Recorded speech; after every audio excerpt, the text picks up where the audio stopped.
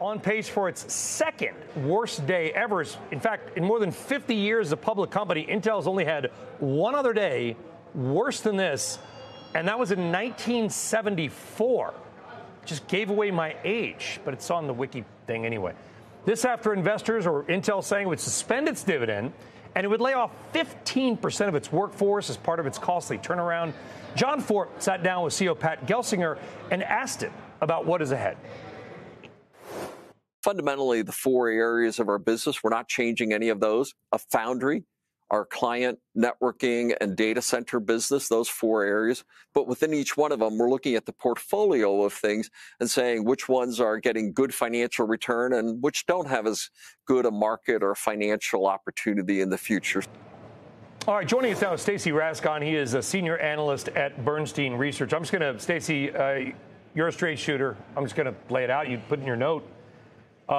You actually said in your note, I don't have it on top of my head, I'm not looking at it, something to the effect of, we may have to start having going concern comments or discussions. Not quite. No?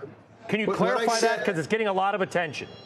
What I said was in some other environment, we would probably be having those conversations. The one silver lining. Intel, I want to be clear, because it's gotten attention. So what I wrote was in other circumstances, we would be having those conversations. However, the one silver lining from last night, I actually do think Intel will live through this. I don't know what kind of a life they will live, but they will live through it, and here's why.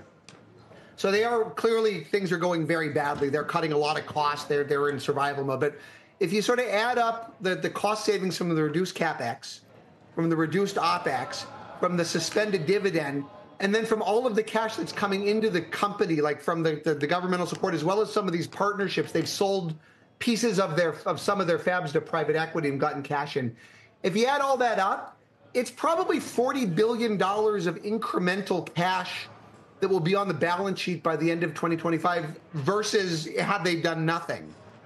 That will probably keep them alive. They'll be okay. I'm not really worried about going concerns given all of that. But in another world, if you didn't have the geopolitical concerns and then all the subsidies and everything, we'd be having a different conversation. But I don't know what life they live.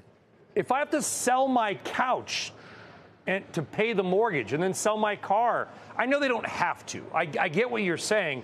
They're trying to bolster the cash position on the balance sheet. But you at some point, you run out of things to sell to private equity. Again, it's hopefully they're at a point where it's enough. I mean, they've got a lot. I mean, they sold half of the Ireland fab to Apollo for $11 billion. They sold half of the Arizona fab, which is not operational yet, to Brookfield, I think, for $14 billion. So that's almost $25 billion just there. And, given, like I said, the CapEx cuts and the OpEx, there is a lot of cash versus doing nothing. But, the state of the business is not good, right? I mean, they're burning cash. Margins are horrible. The revenue is much lower than they thought. It's not a good situation.